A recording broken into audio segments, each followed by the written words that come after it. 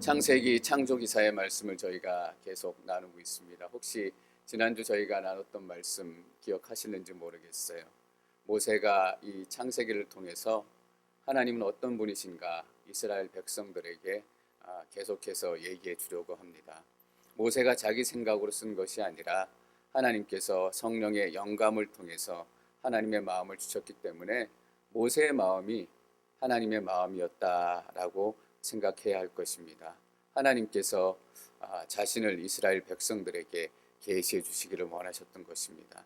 여러분 가운데 하나님을 계시하여 주실 것입니다. 오늘 하나님이 어떤 분이신지, 하나님이 얼마나 놀랍게 여러분들 가운데 역사하실 것인지 믿음의 눈을 열어서 보시는 그 시간들이 되시길 축원합니다. 하나님은 창조주의 하나님이셨습니다. 이 땅의 모든 것들을 지으셨기 때문에 이 땅의 모든 것들의 주인이 되셨지요. 그리고 두 번째, 하나님은 말씀하시는 하나님이셨어요. 그래서 말씀으로 창조하시고 말씀으로 다스리시고 이스라엘들이 이제 세워야 할 그 나라도 말씀으로 다스리는 나라가 될 것이고요. 또한 우리 인생도 말씀으로 다스리는 인생이 될 것입니다. 또 하나님께서는 질투하시는 하나님이다라는 메시지를 저희가 나누었습니다. 하나님께서는 다른 어떤 것도 하나님의 자리에 올라오는 것을 원치 않으신다라고 저희가 나누었어요. 해도 달도 별도 그 어떤 것도 우리는 오직 하나님만 예배하는 인생이 될 것입니다. 오늘은 드디어 하나님께서 사람을 만드시는 그런 장면입니다. 26절 말씀 저희가 같이 읽겠습니다. 26절 시작. 형상대로 우리 바다의 물고기와 공중의 새와 가축과 온 땅과 땅에 기는 모든 것을 다스리게 하자 하시고, 하나님께서는 사람을 지으실 때 그냥 빛이 있으라 이렇게 단문으로 짓지 않으시고 상의하셨어요. 상의하셔서 지으셔가지고 저희가 이렇게 복잡한가 봐요. 하나님께서 상의하시고 지으시는데 어떻게 짓기를 원하셨냐 하면 하나님의 형상대로 짓기를 원하셨습니다. 우리 안에 하나님의 형상이 있다라는 얘기예요. 우리 안에 하나님의 DNA가 심겨져 있다라는 얘기입니다. 여러분, 위대한 예술가가 그림을 그리거나 어떤 작품을 만들 때 자기의 정성과 영혼을 다 담아서 그리기 때문에 거기에는 그 예술가의 사상과 살아온 삶의 모습과 여러 가지 생각들을 담기게 돼요. 그러나 실제로 그 그림 안에 그 예술가의 DNA가 담기지는 않아요. 그것이 반영되는 것이지만 사람 안에는 실제로 하나님의 DNA가 심겨졌다라는 것입니다. 하나님의 형상으로 지으셨다라는 얘기는 하나님과 우리가 닮았다라는 얘기예요. 고등학교 때 제 기억이 나는데요. 제가 친구 집에 전화를 했어요. 전화를 했는데 제 친구가 전화를 받는 거예요. 근데 제가 재영이다 잘 지냈니? 얘기하니까 모르는 척하는 거예요. 제 목소리를. 그래서 이놈이 너는 아버지 목소리도 모르냐 하고 장난을 쳤는데 제 친구가 아니라 아버지였던 거예요. 그래서 그 친구 이름이 기환인데 내 기환이 애비다 이러시는 거예요. 그래서 너무너무 놀래가지고 죄송하다는 얘기도 못하고 그냥 전화를 끊었어요. 목소리가 닮아요. DNA가 전해지니까. 그렇게 담는 게 담는 거예요. 예술가가 작품을 만들어 자기 영혼을 담는 것도 담는 거지만 하나님하고 우리하고 닮았다는 것은 그렇게 담는 거예요. 목소리도 닮고 우리 안에 있는 무엇인가가 하나님 안에 있는 것과 실제로 닮았다라는 얘기예요. 그럼 무엇이 하나님과 닮았을까? 여러분, 하나님과 여러분들이 무엇이 닮았다고 생각이 되세요? 저는 제가 하나님이 저를 닮은 부분이 있다라고 생각되니까 좀 끔찍해요. 나의 추하고 약하고 더러운 모습이 하나님과 닮았다라고 생각이 되니까. 하나님은 사랑의 하나님이세요. 그렇죠? 하나님 가운데 있는 그 크신 사랑이 우리 안에 부어졌어요. 물론 하나님처럼 완벽한 사랑일 수 없고 하나님처럼 다 품을 수 없는 사랑이지만 하나님의 사랑의 모습이 우리 가운데 임했어요. 그래서 우리는 특별히 노력하고 배우지 않아도 약하고 연약하고 불쌍한 사람들을 보면 사랑의 마음이 솟아요. 하나님이 예수님이 인생들을 약한 인생들을 보면 불쌍하고 궁휼하고 자비로운 마음이 솟는 것처럼 우리도 약한 사람을 보면 돕고 싶고 불쌍하고 또 사랑하고 싶은 그런 마음이 들어요. 아직까지 우리에게 그것이 너무 약하지만 죄 때문에 그게 깨어져 있지만 그 사랑의 마음이 여러분 안에 충만하게 채워지기를 축원합니다. 그래서 주위에 약한 분들을 보면 돕고 싶고 기도하고 싶고 섬기고 싶고 나누고 싶고 이것이 하나님과 닮았다라는 거예요. 또 무엇이 닮았을까? 하나님은 삼위일체 하나님이시잖아요. 여기서 우리가라는 표현이 나오는데 삼위일체라는 것을 직접적으로 표현해 주진 않지만 성부, 성자, 성령 세 분이 상의하셨겠구나라는 것을 저희가 추측해 볼 수 있는 것이에요. 하나님께서는 홀로 거하시는 분이 아니시라 공동체로 거하시는 분이시다라는 얘기예요. 그것이 우리 안에 왔던 거예요. 혼자 지내지 못하잖아요. 나는 내성적이라서 혼자 지내는 게 좋아요 라고 얘기하시는 분들도 혼자 지내는 시간을 갖는 게 필요하다는 얘기지 평생토록 혼자 지내야 하고 혼자 지낼 수 있다라는 얘기는 아니에요. 왜냐하면 하나님께서 공동체로 거하시는데 공동체로 거하시는 그 모습이 우리 안에 들어왔기 때문이에요. 우리가 교회에 오면 소그룹을 하고 공동체를 이루고 또 교회들끼리 연합하고 이것이 그냥 생겨나는 것이 아니라 하나님께서 하나님의 DNA를 여러분들 가운데 주셨기 때문이에요. 여러분 주위에 계신 분들하고 잘 사시기를 축원합니다. 그게 하나님께서 지으신 모습대로 사시는 거예요. 또 하나님께서 어떤 하나님의 형상을 우리에게 부으셨을까? 저희가 28절 말씀 같이 읽도록 하겠습니다. 28절 시작. 그들에게 복을 주시며 그들에게 말씀하시기를 자식을 많이 낳고 번성에 땅에 가득하고 땅을 정복하라. 물고기와 공중의 새와 땅 위에 기는 모든 생물을 다스리라 하셨습니다. 하나님께서 어떤 모습을 우리에게 주셨을까라는 것을 조금 더 나누기 전에 하나님께서 우리에게 복을 주셨다라는 말씀을 먼저 나누기를 원해요. 하나님께서는 복을 주시고 우리는 복을 받는 사람들이에요. 복을 주시고 복을 받는 관계가 죄가 우리 가운데 들어온 다음에 어떤 관계가 됐을까요? 쫓고 쫓기는 관계가 된 거죠. 하나님은 죄를 쫓으시고 우리는 죄 때문에 도망가고 이러한 관계가 된 것입니다. 이 사람들에게 지으시면 첫 번째 주신 복이 무엇인가 하면 자식을 많이 낳고 번성에 땅에 가득하고 땅을 정복하라 라는 말씀입니다. 자식을 많이 낳고 번성해 땅을 가득하고 땅을 정복하라. 이 말씀을 저희가 사실은 조금 잘 묵상해야 됩니다. 많이 낳고 번성하는 이것만 생각한다면 저희가 이 하나님의 축복의 말씀을 조금 오해할 여지가 있어요. 왜냐하면 하나님께서 노아의 홍수를 일으켰어요. 노아의 홍수가 시작되는 가장 첫 장면에 어떤 설명이 나오냐면 이 땅에 사람들이 번성하매 라는 얘기가 나와요. 하나님께서 이 땅에 사람들이 번성하기를 원하셨는데 그 번성했던 이유가 하나님께서 노아의 홍수를 일으키셨던 이유가 된 거예요. 뭐냐 하면 이 땅에 사람이 번성하는데 그들의 생각이 악하기만 했더라라는 거예요. 하나님 우리가 무조건 수적으로 많아지기만을 원하시는 건 아니에요. 무조건 아이를 많이 낳고 무조건 다산을 하는 것만을 원하시는 건 아니에요.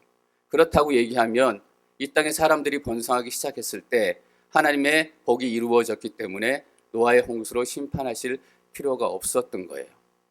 그런데 왜? 사람들의 생각이 악했기 때문이에요. 하나님께서는 단순히 사람이 많아진 것뿐만 아니라 그 사람들을 통해서 이 땅 가운데 하나님의 나라를 이루시길 원하셨어요. 하나님의 백성들이 이 땅에 충만하기를 원하셨던 거예요.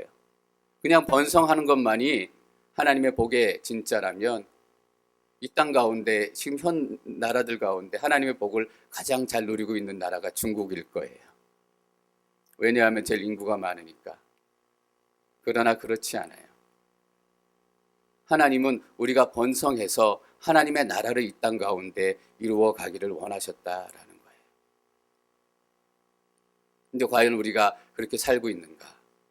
여러분, 네덜란드라는 나라에 대해서 잘 아세요? 네덜란드는 우리 개혁신앙의 본산지라고 얘기할 수 있을 정도로, 그래서 지금도 목사님들이 신학에 대해서 공부하러 가장 많이 가는 나라 중에 하나가 네덜란드, 영국 이런 나라예요.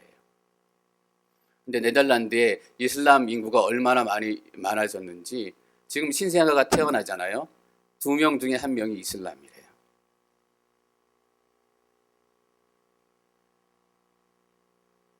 이 땅에 충만하고 번성하라라고 얘기하는 하나님의 진짜 의미를 여러분들이 깨달으셨으면 좋겠습니다.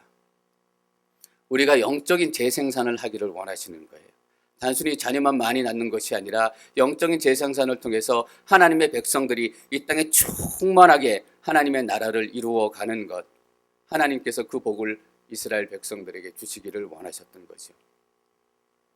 여러분, 이스라엘이 출애굽할 당시에 어른만 60만 명이다라고 성경에 기록되어 있어요. 그럼 아이들과 아내와 식구들까지 합치면 최소한 한 200만 명 됐을 거다라고 학자들이 추측을 해요. 그 당시의 문화와 환경과 인구의 구조로 봐서 너무나 많은 것 아니냐, 많은 사람들이 그렇게 의심하기도 해요. 근데 하나님께서 이 땅에 충만하라고 복을 주셨던 그 복이 이스라엘 가운데 이루어지고 있는 거예요. 여러분 생각해 보세요. 200만 명이 저 넓은 광야에 쫙 텐트를 치고 있을 때 끝이 보이지 않았을 거예요. 봐도 사람들의 끝이 보이지 않는데 때로는 그들이 광야에서 먹을 것 때문에 어려워하기도 하고 마실 물이 없어서 어려워하기도 어려운 그 상황에서 그 많은 사람들을 보면 좀 줄었으면 좋겠다. 절반으로 줄었으면 우리가 조금 더 편하게 다닐지도 모르겠다라고 생각했을지도 모르겠어요. 근데 이스라엘에 있는 백성들이 이 글을 읽었다고 여러분들이 한번 상상을 한번 해보세요. 하나님께서 그들에게 복을 주시며 그들에게 말씀하시기를 자식을 많이 낳고 번성의 땅에 가득하고 땅을 정복하라. 땅에 가득한 이스라엘 백성들을 보면서 그 자체가 하나님의 살아계심의 증거라고 이스라엘 백성들은 생각하지 않았겠어요? 저 사람들 때문에 내가 피해를 보는 것이 아니라 저 셀 수 없는 많은 민족과 동포들이 하나님이 주신 복이다라고 생각을 한 것이죠. 이스라엘 백성들이 이집트에 살 때 이집트 사람들이 이스라엘 백성들을 두려워했어요. 이집트 왕이 뭐라고 얘기하냐 하면 이스라엘 백성들이 우리보다 수가 더 많아 두렵다라고 얘기한 거예요. 그리고 여러분 태어난 아들을 금방 다 죽이라고 바로가 명령했을 때 모세가 태어나는 그 순간에 유모가 이런 얘기하잖아요. 없애려고 했는데 히브리 여자들은 너무나 튼튼해서 내가 받기도 전에 아이를 다 낳아버립니다. 그 얘기하니까 이집트 백성들이 믿을 정도로 실제로 그렇게 아이들을 잘 낳았다라는 얘기예요. 이스라엘 백성들은 자기들이 너무나 인구가 많기 때문에 이집트에서 그렇게 핍박을 받았다라고 생각을 했고 광야에서 더 힘들게 살았다라고 생각했지만 이 한 구절을 읽으면서 그들의 영적인 눈이 띄어지는 거예요. 아, 이게 하나님의 축복의 시작이구나.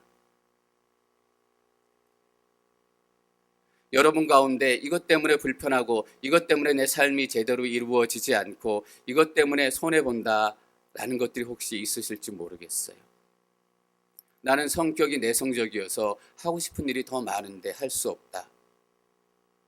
또는 나는 몸이 건강하지 못해서 더 많은 일들을 감당할 수 있는데 할 수 없다. 내가 이것 때문에 내가 컴플렉스고 이것 때문에 내 인생에 이루지 못하는 일들이 너무나 많다라고 생각하는 것들이 있다면 여러분 한번 생각해 보세요. 그것이 하나님의 축복일 수 있다라는 것이에요. 저는 제 성격이 좀 단단한 편이 못 돼요. 우유부단하고 제 아내가 맨날 저보고 하는 얘기가 결단력이 없다라고 얘기해요. 저도 그 성격을 잘 알기 때문에 제가 그 전에 이런 기도를 했어요.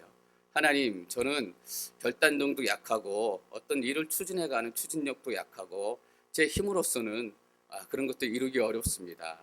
제가 제 자신을 돌아보면 이래가지고 제가 뭔 일을 할까 싶습니다.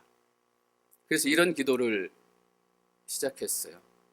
하나님, 그럴 때마다 제가 하나님의 용기로 결단하고 일어설 수 있도록, 잘 판단할 수 있도록 힘을 주세요. 제가 태어난 성정은 연약하고 약하고 결단하기 어렵지만 그러나 하나님께서 저에게 함께 하시면 저는 결단할 수 있을 거라고 생각이 돼요. 성령 저에게 결단할 수 있는 지혜도 주시고 용기도 주세요.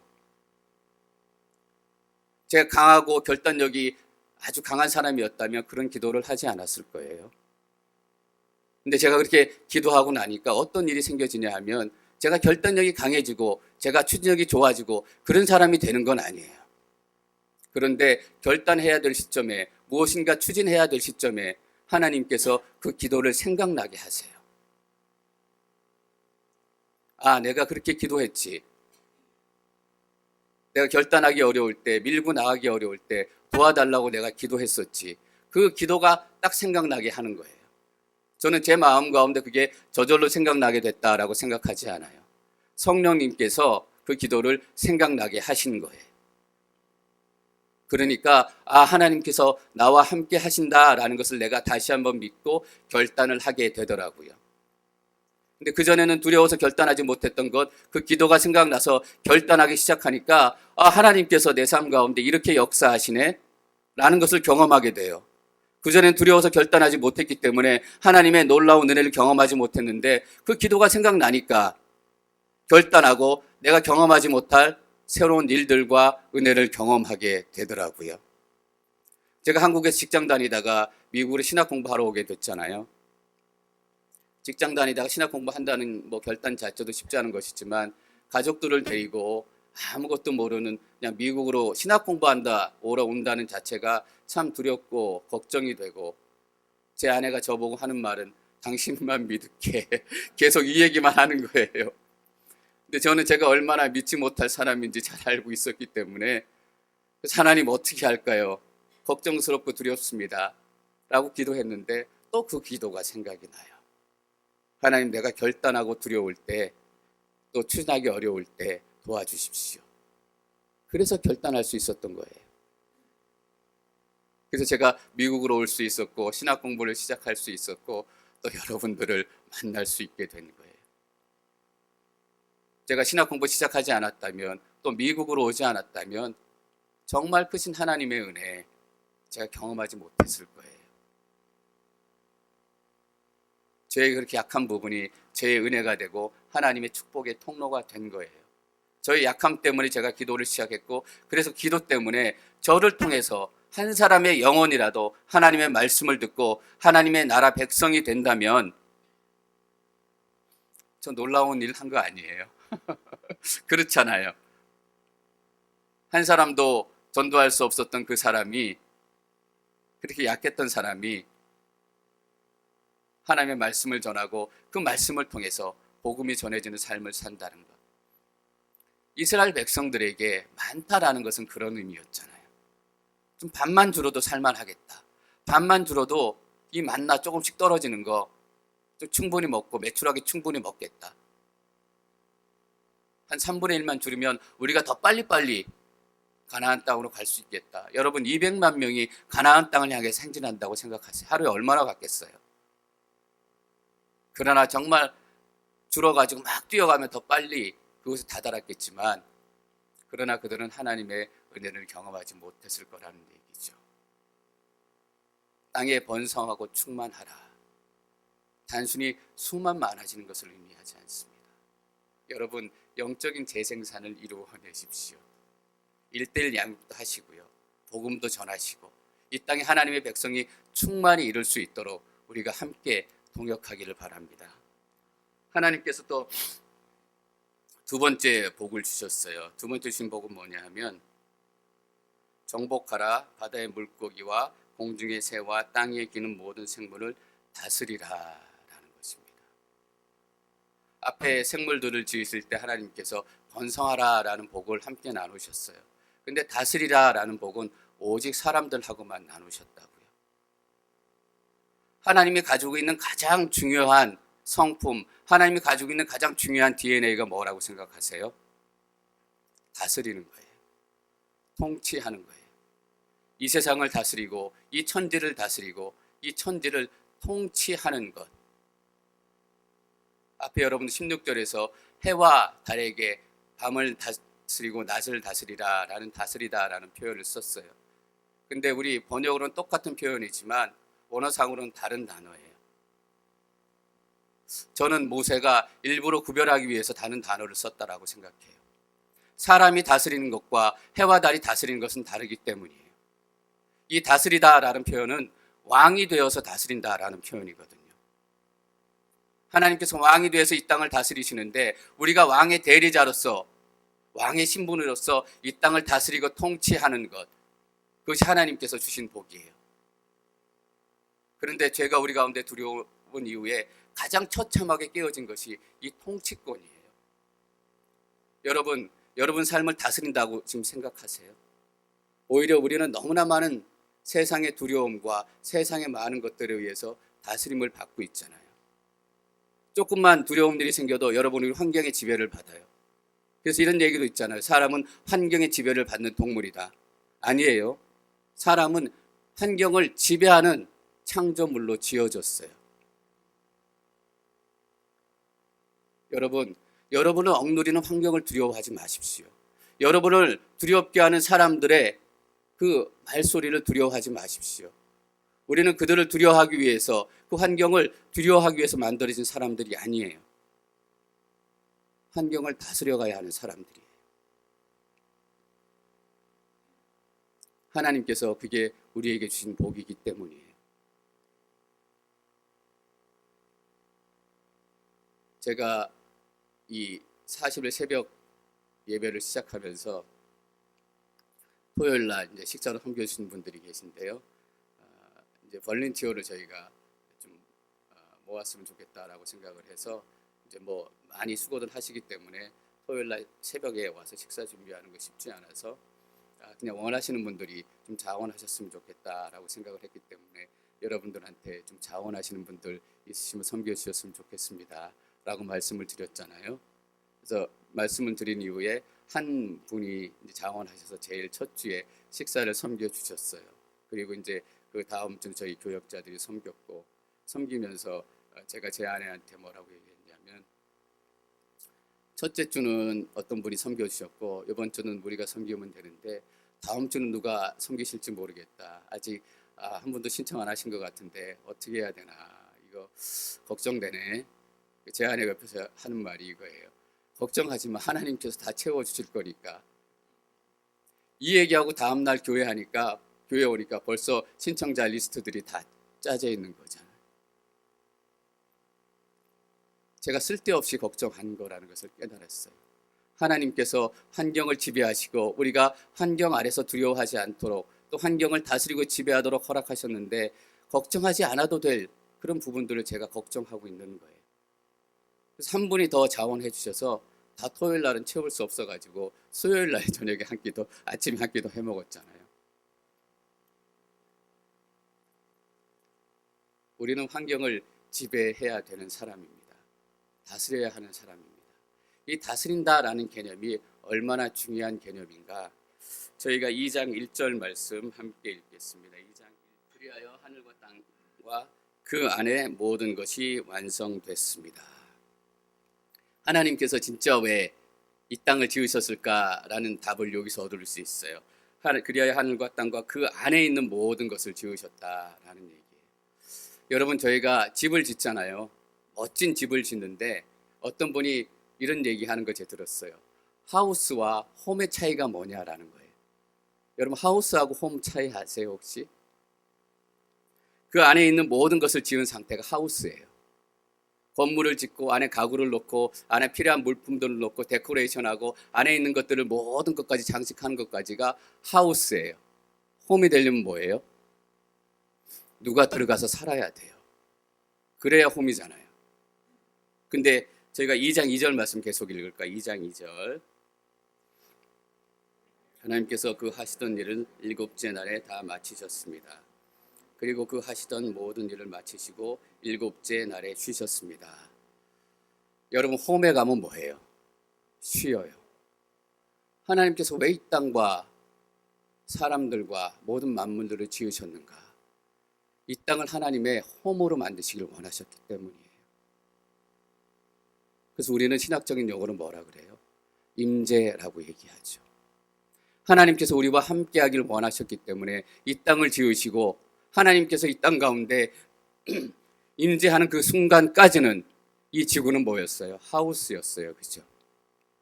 그런데 하나님께서 이 땅 안에 오셔서 임재하시는 그 순간 하우스가 집이 된 거예요. 홈이 된 거예요. 여러분, 여기서 우리는 쉰다라는 표현에 대해서 조금 더 생각해 봐야 돼요.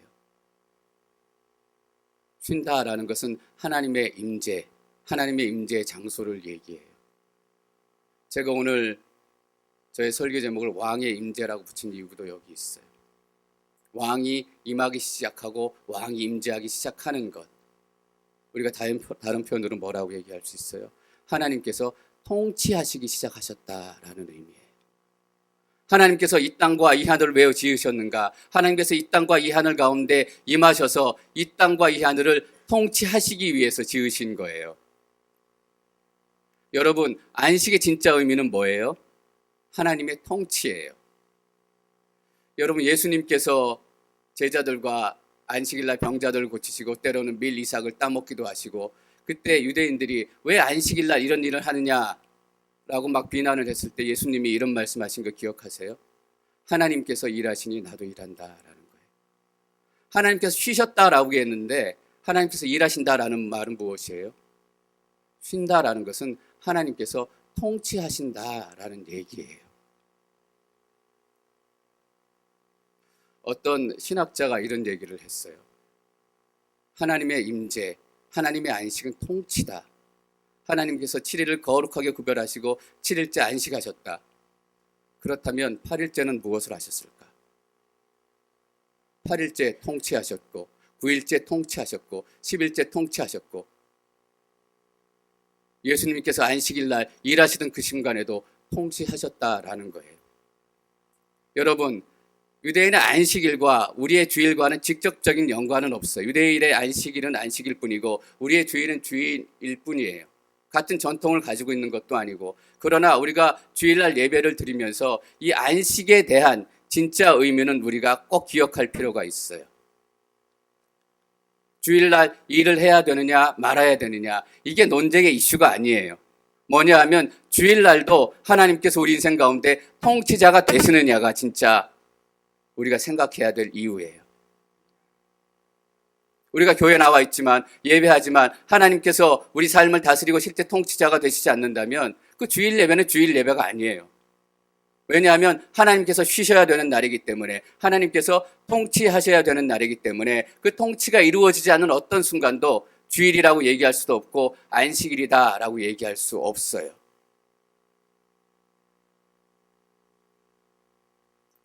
주일을 지키지 않아도 되느냐? 엄밀히 말하면 지키지 않아도 돼요. 자기가 늘 하나님의 통치 안에 있고 하나님의 중심의 삶을 살아간다면 주일을 지키느냐 지키지 않느냐, 일을 하느냐 하지 않느냐라는 것은 별로 중요하지 않아요. 왜냐하면 진짜 의미는 하나님의 통치이기 때문에. 그런데 우리가 왜 주일을 딱 정해서 예배드리고 이 시간을 지키죠? 우리는 약한 인생이기 때문에, 연약한 인생이기 때문에 하나님 중심으로 돌아갈 수 있는 시스템을 세워놓을 필요가 있었던 거예요. 그래서 일주일 하루 정해놓고 하나님 앞에 와서 예배드리고 하나님을 높여드리는 거예요. 여러분, 주일날 예배 오면서 이런 생각 들지 않으세요? 저는 주일날 예배 오면서 가끔 드는 생각이 내 삶이 이 주일 때문에 그래도 하나님 중심으로 돌아가고 있다라는 생각을 하게 돼요. 그건 하나의 시스템이에요. 하나님의 통치를 우리 삶 가운데 경험하기 위한, 하나님의 통치가 우리 삶 가운데 실제로 이루어지기 위한 하나의 시스템이에요. 그러나 여러분, 실제 주일, 실제 안식의 의미를 깨닫지 못한다면 주일을 모르고 그냥 지내고 있는 거예요. 그래서 우리는 어떤 자리에 있든 특별히 주일날 우리가 이 예배하는 자리에 모였을 때 하나님의 임재를 경험해야 돼요. 왕의 임재를 경험해야 돼요. 여러분, 왕이 임하는 곳에는 모든 걱정거리가 다 사라져요. 왕이 임하기 시작하는 곳에는 모든 어려움들이 다 떠나가게 돼 있어요. 손기철 장로님이 성령 사역을 많이 하시는데 그 책 중에 이 부분이 하나 문득 떠올랐어요. 뭐냐 하면 중국인가 어디 동남아에 가서 집회를 하고 있는데 너무나 더운 상황이었고 후덥지근해서 모기가 너무너무 많았다는 거예요. 얼마나 많은가 하면 모기 때문에 예배를 제대로 드릴 수 없을 정도로, 집회를 제대로 드릴 수 없을 정도로, 그러나 뭐 다른 모기를 쫓을 수 있는 방법도 없고 모기를 쫓아낼 약도 없고, 그래서 손기철 장로님이 집회를 시작하시면서 선포했다는 거예요. 예수 그리스도의 이름으로 명하노니 너희 모기들 다 떠나갈지어다. 모기가 다 떠나갔다라는 거예요. 여러분, 왕의 임재는 이런 거예요. 여러분 정말 주일 예배를 드리시면서 왕의 임재를 경험하십니까? 여러분 하나님 믿고 사시면서 왕의 임재를 경험하십니까? 왕의 임재를 소망하십시오. 하나님께서는 거룩한 날 7일을 구별하셔서 안식하셨어요. 그리고 통치하신 거예요. 그리고 8일째도 통치하시고 9일째도 통치하시고 10일째도 통치하시고 여러분의 삶을 통치하시는 거예요. 저는 예배의 붕을 꿈꾸면서 예배 때마다 이 왕의 임재를 저희가 경험했으면 좋겠다라는 생각을 또 하게 돼요. 우리 예배가 달라질 것이라고 저는 믿어요. 우리의 인생이 달라질 것이라고 믿어요. 여러분을 묶고 있는 것이 무엇이에요? 왕이 임하는 곳이면 우리가 아무것도 하지 않아도 임하는 그 자체로 모든 것이 끊어지고 떠나가게 되어 있다니까요.